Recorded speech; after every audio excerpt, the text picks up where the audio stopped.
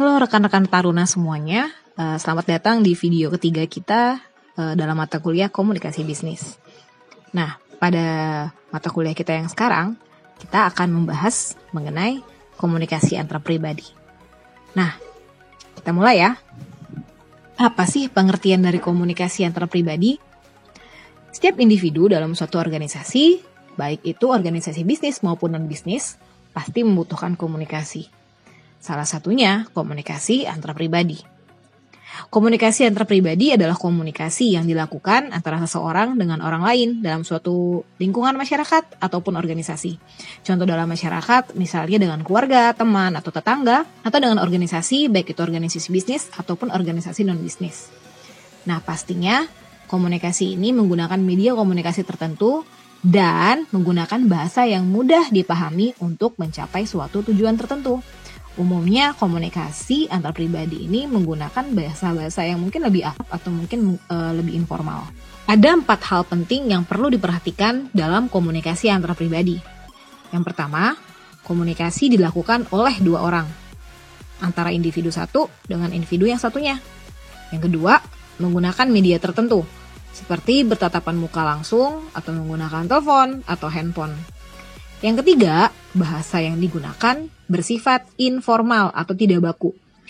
Dapat menggunakan bahasa daerah, bahasa pergaulan, atau bahasa campuran.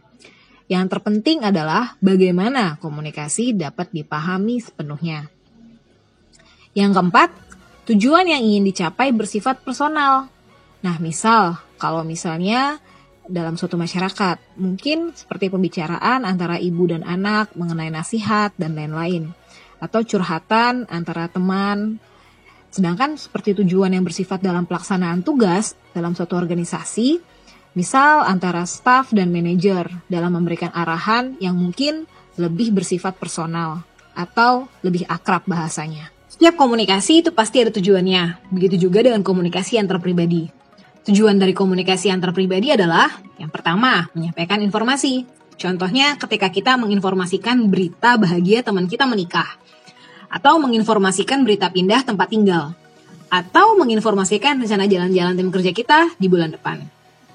Yang kedua, berbagi pengalaman. Misalnya, menceritakan pengalaman liburan, menceritakan pengalaman untuk berbagi solusi, berbagi tips. Yang ketiga, menumbuhkan simpati.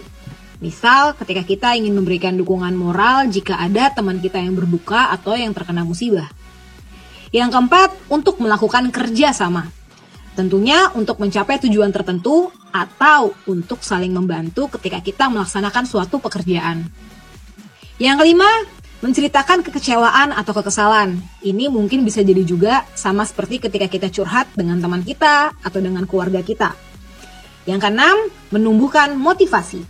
Melalui komunikasi antar pribadi, seseorang dapat memotivasi orang lain untuk melakukan sesuatu untuk menjadi yang lebih baik.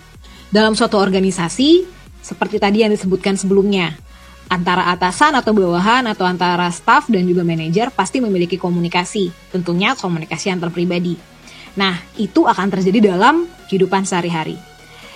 Hal ini pasti berkaitan dengan gaya kepemimpinan seorang manajer atau seorang pemimpin. Gaya kepemimpinan pada umumnya adalah cara seseorang pimpinan mempengaruhi, mengarahkan, memotivasi, dan mengendalikan bawahannya. Tentunya komunikasi antar pribadi yang terjadi akan mempengaruhi gaya kepemimpinan seseorang. Karena antar individu, misalnya antara manajer dan karyawan, pasti akan rutin melakukan komunikasi mengenai pekerjaan. Gaya kepemimpinan akan mempengaruhi perilaku bawahannya. Kepemimpinan dalam suatu organisasi juga terjadi karena interaksi 3 komponen, yaitu karyawan, manajer, dan kondisi lingkungan kerja. Ada beberapa teori yang membahas mengenai gaya kepemimpinan. Salah satu teori yang menggambarkan gaya kepemimpinan seseorang adalah teori yang dicetuskan oleh Douglas McGregor, yaitu teori X dan Y. Dalam teori ini berasumsi tentang karyawan atau pegawai bekerja dan bagaimana memotivasi mereka. Kita dapat lihat dalam tabel berikut. Pada tabel ini terdapat 2 kolom. Kolom yang pertama adalah teori X, dan kolom yang kedua adalah teori Y. Dalam teori X, ini menggambarkan karyawan yang cenderung tidak suka bekerja atau malas, karyawan yang selalu ingin diajarkan, sehingga manajer harus selalu mengawasi kerja. Sedangkan Untuk teori Y menggambarkan mengenai karyawan yang suka bekerja. Kemudian karyawan yang memiliki komitmen pada tujuan organisasi akan mengarahkan dan mengendalikan dirinya sendiri. Atau bisa disebut bahwa karyawan ini memiliki inisiatif dalam bekerja. Sehingga karyawan belajar untuk menerima bahkan mencari tanggung jawab pada saat bekerja. Dari dua kondisi tersebut, baik itu teori X dan teori Y, membutuhkan gaya kepemimpinan yang berbeda. Sekarang kita lihat teori X. Melihat kondisi pada teori X, ini membutuhkan gaya kepemimpinan yang disebut directive leadership style atau gaya kepemimpinan petunjuk. Karena karyawan cenderung pasif dan kurang kreatif, maka pemimpin harus rutin memberikan arahan dan harus dominan. Komunikasi yang dikembangkan karyawan pada umumnya adalah satu arah, yaitu top down. Jadi dari atas ya ke bawah, dari pimpinan langsung memberikan arahan ke bawahan. Tanpa arahan yang baik, maka pekerjaan dan tujuan organisasi tidak akan tercapai. Sedangkan bagaimana sih gaya kepemimpinan yang harus digunakan dalam kondisi teori Y? Nah, untuk teori Y, gaya kepemimpinan yang cocok yaitu participative leadership style. Yaitu ketika karyawan berperilaku positif dan semangat kerja tinggi, gaya kepemimpinan yang dibutuhkan adalah gaya kepemimpinan yang partisipatif. Komunikasi yang diterapkan adalah komunikasi dua arah. Atasan dan bawahan melakukan komunikasi dua arah. Pemimpin atau manajer tinggal memberikan kesempatan kepada karyawan untuk menyampaikan ide. Ada diskusi yang terjadi atau ada kesempatan yang diberikan kepada bawahan untuk memberikan ide untuk pengembangan suatu pekerjaan. Manajer dan karyawan atau atasan dan bawahan harus tetap menjaga komunikasi antar pribadi dalam tiap kondisi gaya kepemimpinan apapun. Menurut Ludlow dan Penton, ada 4 gaya kepemimpinan yang dapat diterapkan dalam situasi yang berbeda, yaitu yang pertama, pengarahan. Tepat diterapkan pada kondisi karyawan belum memiliki pengalaman atau keterampilan, atau jika pekerjaan terasa sulit dan kompleks. Maka manajer atau pemimpin harus mampu memberikan arahan serinci mungkin agar karyawan dapat bekerja dengan baik dan tujuan pekerjaan tercapai. Yang kedua, pembekalan. Diterapkan pada kondisi karyawan sudah memiliki pengalaman dalam menyelesaikan pekerjaan.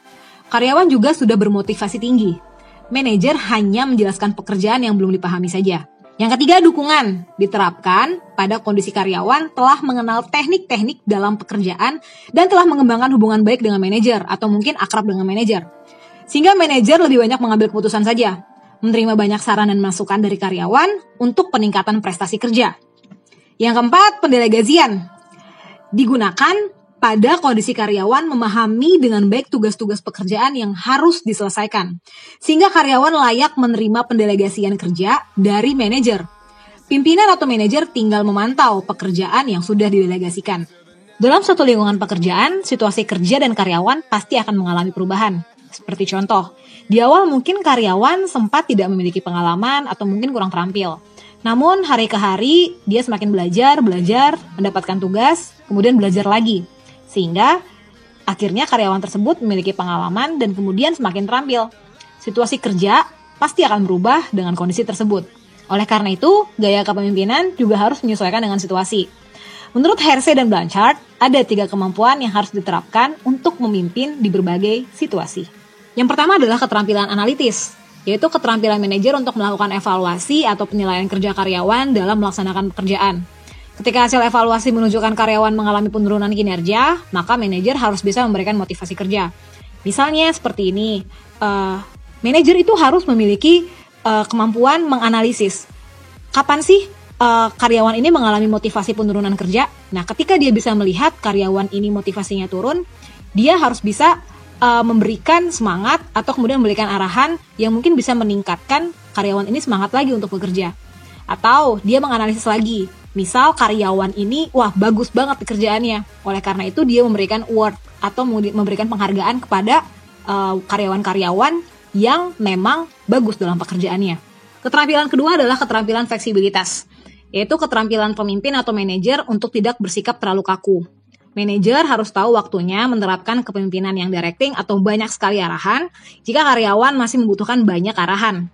Manajer juga harus tahu kapan menerapkan kepemimpinan yang delegating jika karyawan sudah mandiri atau dapat melaksanakan pekerjaan tugas tanpa perlu banyak arahan.